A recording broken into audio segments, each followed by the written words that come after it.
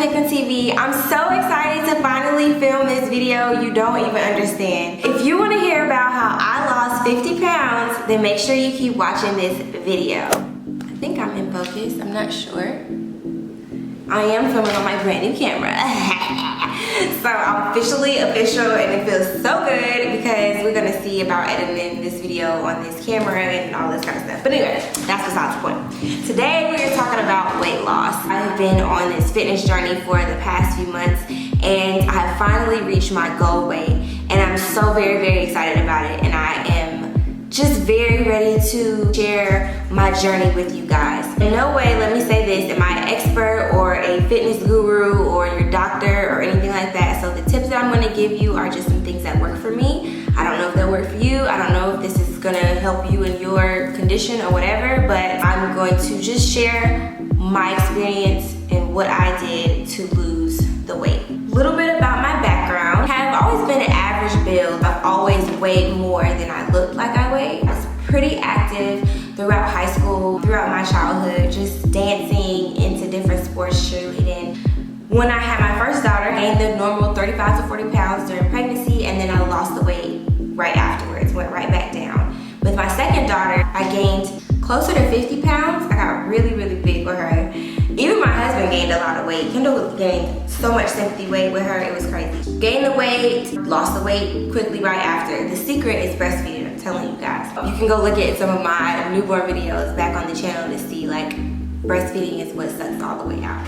So a few years later, I had my first son and gained about 45 pounds with him. I was losing the weight, but then I got pregnant with my fourth baby when my first son was 8 months old. So I didn't really get back down to a regular weight, which for me is typically like 140-ish. I was pretty upset about that I got pregnant, and then I gained all the weight back. With Cairo, my last baby, my max weight was 215. I was pretty big, but I had confidence that I was gonna lose weight. Like literally after I have them, I usually drop 20 pounds within that first 6 weeks, and then when I go back to the doctor, I'm usually down to like maybe 170, 180-ish, right? This time it didn't happen, and I don't know if it's because I had them back to back, but when I went back to the doctor, I was still 200 pounds. And I felt so sad. I was so embarrassed by my weight. Even though I know I had 4 kids, I still was very slow, and it was just heavy, and I just did not feel good about myself. Ended up running into a old peer that I went to school with, actually middle school with, and at a wedding. And she's actually a Zumba instructor. Shout out to Shamira. And you know, we were just talking, you know, regular surface level conversation. How's the business going? How are you? And Kendall was like, well, maybe you should go work out with her. Where she was teaching was at the Y, and it was like literally maybe 15 minutes away from my house. I'm like, okay, I'll give it a try. So I ended up starting my journey with her, and when I tell you, she's got me to where I am now, she's a godsend. I don't think anything happens for coincidence or by accident. It was definitely a reason why I ran into her, why we reconnected, and it's been amazing. Amazing. I'm gonna give you guys some tips on what will help you to lose weight. The first thing is your mentality. You gotta go into this thing without the idea that I'm not gonna lose any weight, or I can't do it, or whatever. Get all those bad thoughts out of your mind, like I'm just big and that's how I'm going, whatever. If you're really serious about losing weight, then you need to set your goal and stick to it. I mean, you have to be 100% dedicated. Don't lose weight for frivolous reasons. Hold on, my phone is going off. Okay. Don't lose weight for frivolous reasons. You have to do it for yourself, because it's gonna take 100% willpower, especially when you change this, you change that, you change your diet, you're working out like crazy, and you're still not seeing results. So you're gonna have to be committed 150,000%. So that's number one. Get your mind right. So you need to be telling yourself, listening to affirmations about losing weight, all that kind of stuff, all the time, constantly telling yourself that you can do this, because the fact of the matter is You can. You're in control of it, and you can determine how much weight you lose. Number 2 is consistency. In the beginning, it's going to be very, very, very, very hard, especially if you're not used to being active, working out, or limiting what you eat. So you have to understand that going into it, but know that it's going to get easier, or your body is going to adapt. Not easier, but your body is going to adapt to your new lifestyle. So you have to understand that you might not see results for the initial first 1, 2, 3 months even. I didn't really see like major results until like my 3rd month when I started switching my diet, even with regular exercise. So you have to know that it's going to take you to be consistent. So whatever days it is that you set up that, hey, I can commit to every Wednesday, every Thursday, and every Saturday, I'm going to work out those days, stick to it. Don't just bounce around and say, okay, well maybe I'll work out this day. No, you have to get a consistent plan and stick to it. My 3rd tip is going to be eating. So if you're like me, if you have a lot of kids and you're staying at home with them or whatever, I found that I was not eating at all. So like in the daytime when I'm cooking lunch for them or making breakfast for the family or running around doing play dates, doing business or whatever, I wasn't eating, and I was just eating whatever they left over or whatever. And that was one of the reasons why I wasn't losing as much weight initially, because my body was just not trusting me to feed it. It's like, girl, like you never feed us. We gotta hold on to every calorie that you intake, because if we don't know when our next meal is coming. So this is my holy grail tip to you guys, and Shamira put me onto this, and I want to share it with you guys. The thing that made me lose weight was gaining control over my eating. What I did was I supplemented breakfast and lunch, which I wasn't really eating anyway, or sparingly, with protein shakes. And I would drink 1 for breakfast and 1 for lunch. If I felt hungry in between then, I would eat a snack. And then at dinner time, I would eat whatever I cooked for the family, but in a very, very small portion. So I wasn't really taking anything away from myself. I wasn't going cold turkey, because I literally wasn't eating. It was adding in the shakes. When I tell you, the first week that I started using the shakes, I lost 10 pounds. 10 freaking pounds. It was insane. So make sure that whatever, if it's a diet or if it's a lifestyle change as far as your eating goes, whether you want to cut out sodas, cut out sweets, whatever it is, you are gradually getting into it. Don't cold turkey something unless it's completely unhealthy for you, or gonna kill you. Don't cold turkey it. You have to be gradual, because if you want it to be a lifestyle change and something that you continue to do even after you get to your goal weight, you want to make sure that it's something that you can maintain and something that you can get used to. So don't go cold turkey, because you're gonna go right back to your bad habits. Make sure it's gradual and realistic. And also, just keep in mind, you have to restrict how many calories you are intaking and burning more in calories than burning prior to in order to lose weight. So that is the formula. Like, you have to either get some type of app, or I know MyFitnessPal is good for that, to be able to track how many calories you're intaking, and you need to be burning a lot of calories as well. So my 4th step is exercise.